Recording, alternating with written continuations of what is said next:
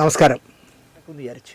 അപ്പോൾ ഇപ്പോൾ ഒരു 50-55 വയസ്സുണ്ടെങ്കിൽ ഒരു 75 വയസ്സ് വരെ കിടന്നാൽ പിന്നെ അയാളെ കൊണ്ടൊരു ഗുണത്തിനും ഇല്ലല്ലോ സിനിമയ്ക്ക്. പക്ഷേ മനപ്പായസം അടപടലം കരിഞ്ഞുപോയി. ഉദാഹരണത്തിന് ബാലൻ കൊടുത്ത ഒരു തെളിവ് 2016 ഡിസംബർ 26 യേശുദേവൻ ജനിച്ചു വീണതിൻ്റെ പിറ്റേന്ന് ആലുവയിലെ ദിലീപിൻ്റെ പുതിയ വീട് പാലുകാച്ചൽ ആയിരുന്നത്രേ. മുത്തുവിനെ മാത്രം ഗസ്റ്റായി ക്ഷണിച്ച പാലുകാച്ചലായിരുന്നു. മുത്തു പോവുകയും ചെയ്തു. അവിടെ വെച്ച് മുത്തു കണ്ടു ഒരാളെ, സാക്ഷാൽ പൾസർ സുനിയെ. പൾസർ പരസ്യമായി ദിലീപിനോട് സംസാരിച്ച ശേഷം പുറത്തിറങ്ങുന്നു. കയ്യിലാണെങ്കിൽ ഒരു കെട്ട് നോട്ട്. അവിടെ പാലുകാച്ചൽ, ഇവിടെ കൊട്ടേഷൻ എന്ന് ശ്രീനിവാസൻ യാദവ് പറഞ്ഞതുപോലെ അവിടെ പാലുകാച്ചൽ, ഇവിടെ കൊട്ടേഷൻ, എന്താ പറയുക, അഡ്വാൻസ് വാങ്ങാൻ വന്നതാണ് പൾസർ. ഒരു കെട്ട് നോട്ടാണ് പരസ്യമായി ദിലീപ് എടുത്ത് കൊടുത്തത്. ഒരു ചുവന്ന സ്വിഫ്റ്റ് കാറിൽ കയറി പൾസർ പുറത്തേക്ക്. ദിലീപിനോട് യാത്ര പറഞ്ഞിറങ്ങിയ പൾസർ സ്വിഫ്റ്റിൽ കയറും മുമ്പ് ദിലീപിൻ്റെ അനിയൻ അനുപുമായും സംസാരിച്ചത് മുത്തു കണ്ടു. ഇതിൽ തമാശ എന്താണെന്ന് വെച്ചാൽ 2016 ഡിസംബർ 26 ദിലീപിൻ്റെ വീടിൻ്റെ പാലുകാച്ചൽ നടന്നിട്ടില്ല. കാരണം പണി തീർന്നിട്ടില്ല. തീരാത്ത വീടിൻ്റെ പാലുകാച്ചലിന് ദിലീപ് ക്ഷണിച്ചു, താൻ പോയി എന്നാണ് മുത്തു അന്വേഷണ തലവന്മാർക്കും കോടതിയിലും മൊഴി നൽകിയത്. ബാലനെ മാത്രം ക്ഷണിച്ച് ദിലീപിനെ പോലെ വലിയൊരു താരം തൻ്റെ വീട് പാലുകാച്ചൽ നടത്താൻ ഈ മുത്തു യവനാര് എന്നാണ് ചോദിക്കേണ്ടത്. ദിലീപിനെ പോലൊരു സെലിബ്രിറ്റിയുടെ ഇത്തരമൊരു ചടങ്ങ് രഹസ്യമായി നടത്താനൊക്കുമോ? ഏറ്റവും കുറഞ്ഞത് ബന്ധുക്കളും ലാൽ ജോസ് അടക്കമുള്ള സുഹൃത്തുക്കളുമെങ്കിലും കാണില്ലേ? റോഷൻ ചിറ്റൂരും വ്യാസൻ എടവനക്കാടും എങ്കിലും അവിടെ ഉണ്ടാവേണ്ടതല്ലേ? ഇവരാരുമില്ല. കാഞ്ഞിരംകുളം മുത്തു മാത്രമാണ് VVIP ആയി അവിടെ ഉണ്ടായിരുന്നത്രേ. പിന്നെ പൾസർ വന്നതിനും കാശ് കൊടുത്തതിനും ചുവന്ന സ്വിഫ്റ്റിൽ കയറി പോയതിനും എന്തെങ്കിലും തെളിവുണ്ടോ എന്ന് കോടതി മുത്തുവിനോട് ചോദിച്ചപ്പം എൻ്റെ ഒരു തെളിവുമില്ല, വാമൊഴി മാത്രമേ ഉള്ളൂ, തെളിവില്ല. ആഹാരം കഴിക്കുന്നിടത്ത് വരെ ടാബിൽ റെക്കോർഡ് ചെയ്യുന്നവൻ പൾസറിൻ്റെ ഒരു 10 സെക്കൻഡ് വിഷ്വൽ എടുക്കാത്തത് എന്താ? അതാണ് നമ്മൾ ചോദിക്കേണ്ടത്. അയാളവിടെ വരാഞ്ഞതിനാൽ എടുക്കാൻ പറ്റിയില്ല, അതാണ് സത്യം. ദിലീപായിട്ട് ആഹാരം കഴിച്ചുകൊണ്ടിരിക്കുമ്പോഴാണല്ലോ ഒരു ചർച്ച ചെയ്യുന്നത്, അതൊക്കെ റെക്കോർഡ് ചെയ്തു ടാബിൽ. പക്ഷേ പൾസറിൻ്റെ റെക്കോർഡ് ചെയ്യാൻ പറ്റിയില്ല. അതെന്താ എന്ന് ചോദിച്ചപ്പോൾ അയാൾ വന്നില്ല, അതുകൊണ്ട് എടുക്കാൻ പറ്റിയില്ല. ഒരു വീട് പാലുകാച്ചലിന് ആരെയൊക്കെ ക്ഷണിക്കണമെന്നത് ഗ്രഹനാഥൻ്റെ തീരുമാനമാണ്. മുത്തുവിനെ മാത്രം ക്ഷണിച്ചാൽ മതിയെന്നും ദിലീപിൻ്റെ തീരുമാനം. എന്നാൽ അങ്ങനെ ഒരു തീരുമാനം എടുത്തതിന് തെറ്റ് പറയാൻ പറ്റില്ലല്ലോ എന്നാണ് കേസ് അന്വേഷിക്കുന്ന ബൈജു പൗലോസ് കോടതിയിൽ ഉന്നയിച്ച ന്യായം. അത് ദിലീപാണ് തീരുമാനിക്കുന്നത്. എൻ്റെ വീട്ടിൽ കേരള മുഖ്യമന്ത്രിയെ പാലുകാച്ച് വിളിക്കണോ, പ്രതിപക്ഷ നേതാവിനെ പാലുകാച്ച് വിളിക്കണോ, മമ്മൂട്ടിയെ പാലുകാച്ച് വിളിക്കണോ, ജോഷിയെ പാലുകാച്ച് വിളിക്കണോ എന്നൊക്കെ അയാളല്ലേ തീരുമാനിക്കുന്നേ. അയാൾക്ക് തോന്നി ഇവരെ ആരെയും വിളിക്കണ്ട, എനിക്ക് സാക്ഷാൽ മുത്തു ഉണ്ടല്ലോ, മുത്തു മാത്രം മതി എന്ന് വിചാരിച്ചാൽ എന്താ കുഴപ്പമെന്നാണ് കോടതിയിൽ ബൈജു പൗലോസ് ചോദിച്ചത്. വീട് നിർമ്മിച്ച കോൺട്രാക്ടറും കോടതിയിൽ വന്നു. അദ്ദേഹം പറയുന്നു, ഈ പറഞ്ഞ 2016 ഡിസംബർ 26 ദിലീപിൻ്റെ വീട് പാലുകാച്ചൽ നടന്നിട്ടില്ല, വീടപ്പോൾ പണി തീർന്നിട്ടില്ല. അപ്പോൾ മുത്തു പറയാണ് 25-നായിരുന്നു വീട് പാലുകാച്ച്. അന്ന് തനിക്ക് പോകാൻ പറ്റാത്തതിനാലാണ് 26-ന് പോയത് എന്നാണ് മുത്തുവിൻ്റെ പിന്നത്തെ വിശദീകരണം. കാരണം ഭാര്യ ക്രിസ്ത്യാനിയാണ്, ഇയാൾ ഹിന്ദു നാടാരും ഭാര്യ ക്രിസ്ത്യൻ നാടാരുമാണ്. അപ്പോൾ ക്രിസ്മസൊക്കെ ഉള്ളപ്പോൾ ഇങ്ങനെ പോകണമെന്ന്, അതുകൊണ്ട് ക്രിസ്മസൊക്കെ ആഘോഷിച്ചിട്ട് പിറ്റേ ദിവസം പോയെന്നാണ് അദ്ദേഹം പറയുന്നത്. പാലുകാച്ചലിൻ്റെ ഒരു ഫോട്ടോയോ വീഡിയോയോ എല്ലാം ചോർത്തുന്ന മുത്തുവിൻ്റെ ഫോണിൽ ഇതൊന്നുമില്ല. എന്നാലോ മുത്തുവിൻ്റെ ഫോണിൽ നിന്ന് ദിലീപിന് ഈ പറയുന്ന ഡിസംബർ 26-ന് ഒരു മെസ്സേജ് അയച്ചിട്ടുണ്ട്. മുത്തു വിചാരിച്ച് ഇത് മാറ്റി കളഞ്ഞാൽ മാഞ്ഞു പോകുമല്ലോ എന്ന്. ഫോറൻസിക്കിൽ പരിശോധിച്ചപ്പോൾ ആ മെസ്സേജ് കിട്ടി.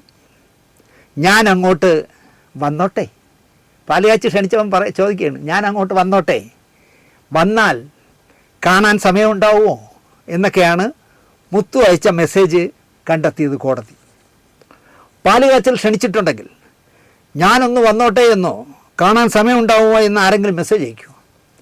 ഇതിൽ തന്നെ ഇങ്ങനൊരു പാലുകാച്ചൽ നടന്നിട്ടില്ല എന്നും മുത്തു ക്ഷണിച്ചിട്ട് പോയതല്ല എന്നും വന്നോട്ടെ എന്ന് അങ്ങോട്ട് ചോദിച്ചതാണെന്നും മനസ്സിലാക്കാം. പോരാത്തതിന് ബൈജു പൗലോസ് കൊടുത്ത മൊഴിയിൽ മുത്തുവിൻ്റെ പാലുകാച്ചൽ ഒന്നുമില്ല, ഈ പറച്ചിലല്ലാതെ ഒരു തെളിവും ഞങ്ങളുടെ കയ്യിൽ കിട്ടിയിട്ടില്ല എന്ന് അയാൾ തുറന്നു പറഞ്ഞു. അപ്പോൾ അതും പൊളിഞ്ഞു. നടക്കാത്ത പാലുകാച്ചിന് സിനിമാക്കാരെ ആരും ക്ഷണിക്കാതെ പോവുകയും പൾസർ വരികയും പരസ്യമായി പൾസറിന് കൊട്ടേഷൻ തുകയായി ഒരു കെട്ട് നോട്ടെടുത്ത് കൊടുക്കുകയും അയാളത് പരസ്യമായി കാട്ടി ചുവന്ന സ്വിഫ്റ്റിൽ കയറി പോവുകയും പോകും മുമ്പ് അനൂപ് അടക്കമുള്ളവരോട് കുശലം പറയുകയും ഇങ്ങനെയൊക്കെ മുത്തു പറയുമ്പോൾ പ്രോസിക്യൂഷൻ ശരിക്കും കണ്ണുകളിപ്പോയി. അവരിങ്ങനെ ഒരിക്കലും കോടതിയിൽ പറയാത്ത കാര്യമാണ് മുത്തു വച്ച് കാച്ചി കളഞ്ഞത്. അവിടെ പ്രോസിക്യൂഷനെയും മുത്തു നാറ്റിച്ചു. രഹസ്യമായിട്ടാണ് ദിലീപ് പൾസർ കൂടിക്കാഴ്ചകൾ വർഷങ്ങളായി നടന്നത് എന്നാണ് പ്രോസിക്യൂഷൻ പറയുന്നത്. പരസ്യമായാണ് പൾസറിനെ ദിലീപ് കണ്ടതെന്നും പണം കൊടുത്തതെന്നും പ്രോസിക്യൂഷൻ കെട്ടി എഴുന്നള്ളിച്ചു കൊണ്ടുവന്ന മുത്തു പറയുന്നു. അപ്പോൾ കോടതി എന്ത് അനുമാനിക്കണമെന്ന് നിങ്ങൾ ആലോചിച്ച് നോക്ക്. ദിലീപും പൾസറും 7 തവണയാണ് 7 സ്ഥലത്ത് വെച്ച് ഗൂഢാലോചന പ്ലാൻ ചെയ്തത് എന്നാണ് പ്രോസിക്യൂഷൻ കോടതിയിൽ കൊടുത്തത്.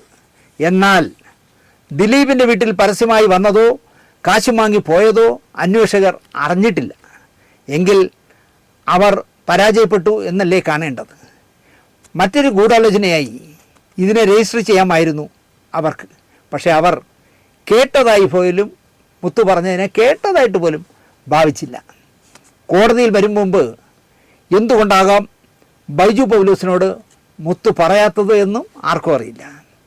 പൾസറും പറയുന്നുണ്ട്, ഞാൻ 7 ഇടത്ത് ദിലീപിനെ കണ്ടെന്ന്. ദിലീപിൻ്റെ വീട്ടിൽ പോയ കഥ പൾസറും പറയുന്നില്ല. മുത്തുവിന് മാത്രമേ ഇതൊക്കെ അറിയാവൂ. പൾസറിന് വരെ അൾസിമേഴ്സാണ്.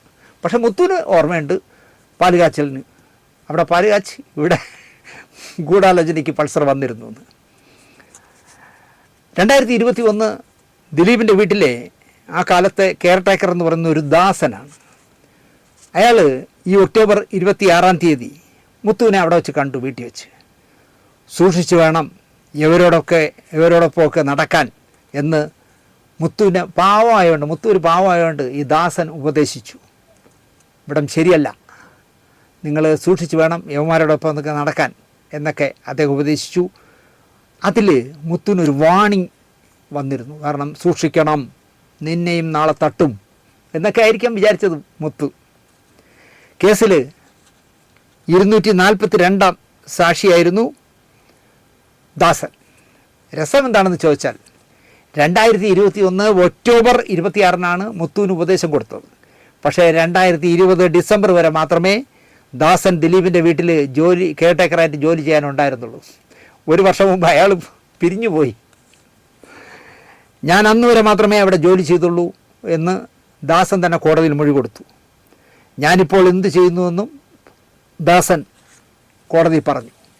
ഞാൻ പിരിഞ്ഞുപോയി 10 മാസം കഴിഞ്ഞിട്ട് ആ വീട്ടിൽ നടന്നതെല്ലാം ഞാൻ എങ്ങനെ അറിയാനാണ് ബഹുമാനപ്പെട്ട കോടതി എന്നാണ് ദാസൻ ചോദിച്ചത്.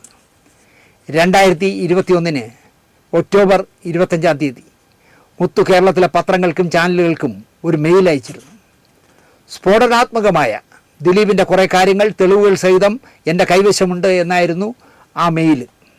അതായത് ദാസൻ മുത്തുവിനോട് നിങ്ങൾ സൂക്ഷിക്കണം, യവന്മാരോടൊപ്പം നടക്കുന്നത് സൂക്ഷിക്കണമെന്ന് വാണിംഗ് കൊടുക്കുന്നതിൻ്റെ തലേ ദിവസം തന്നെ പത്രങ്ങൾക്കെല്ലാം വാണിംഗ് കൊടുത്തു മുത്തു. അപ്പോൾ ദാസൻ താങ്കൾ സൂക്ഷിക്കണം എന്ന് ഉപദേശിക്കുന്നതിൻ്റെ തലേന്ന് തന്നെ പത്രങ്ങൾക്ക് മുത്തു മെയിൽ അയച്ചതാണ് വേറൊരു അബദ്ധമായത്. ഇതെങ്ങനെ പറ്റിയെന്ന് കോടതി ചോദിച്ചപ്പോൾ വളരെ കൂളായിട്ട് മുത്തു പറഞ്ഞത്, എൻ്റെ ഫോണിൻ്റെ തീയതി, ഡേറ്റ്, സമയം ഒക്കെ പെശകാണ്, അത് നന്നാക്കണം, എല്ലാം കുഴപ്പത്തിൽ കിടക്കുകയാണ്. അങ്ങനെയാണ് അത് ഓടുന്നത്.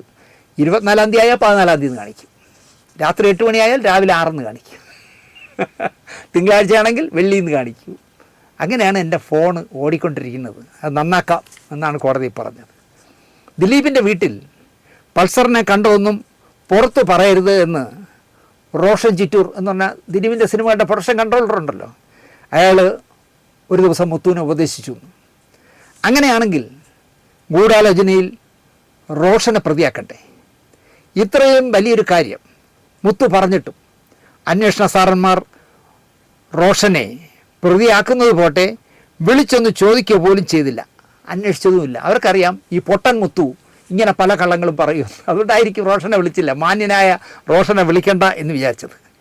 ഈ പൾസർ ദിലീപ് സമാഗമ ദിവസം ഞാൻ അവിടെ ഉണ്ടായിരുന്നു എന്ന് തെളിയിക്കാനായി മുത്തു ദിലീപുമായുള്ള ഒരു ഫോട്ടോ കാണിച്ചു കോടതിയിൽ.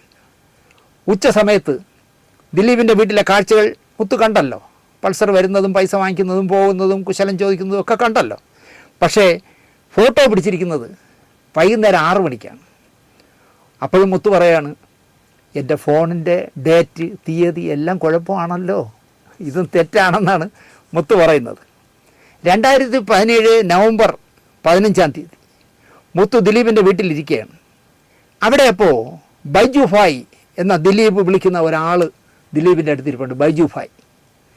അവർ സംസാരിക്കുന്ന വിഷയം നടിയെ ആക്രമിച്ച കാര്യങ്ങളാണ്. അപ്പോൾ മുത്തുവിന് ഉറപ്പായി നടിയെ ആക്രമിച്ചതിൽ ദിലീപുണ്ട്. അപ്പോൾ തന്നെ ടാബ് ഓൺ ചെയ്തു. ഇവർ രണ്ടുപേരും കൂടെ സംസാരിക്കുന്ന മുഴുവൻ റെക്കോർഡ് ചെയ്തു. പക്ഷേ എന്തു പറ്റി നട വീട്ടിൽ ചെന്ന് കേട്ടപ്പോഴാണ് മനസ്സിലായത്, ഭയം കാരണം, പേടി പുള്ളിക്ക്. ഒരുത്തൻ്റെ വീട്ടിൽ പോയി ചോറും പാട് പഠിച്ചുകൊണ്ടിരിക്കുമ്പോൾ അവിടെ റെക്കോർഡ് ചെയ്യുന്നതിൽ പേടിയൊന്നുമില്ല. പക്ഷേ ഈ ബൈജു ഭായിയും ദിലീപും കൂടെ സംസാരിക്കുമ്പോൾ പേടി വന്നത് കാരണം തുടർച്ചയായിട്ട് റെക്കോർഡ് ചെയ്യാനായില്ലത്രേ.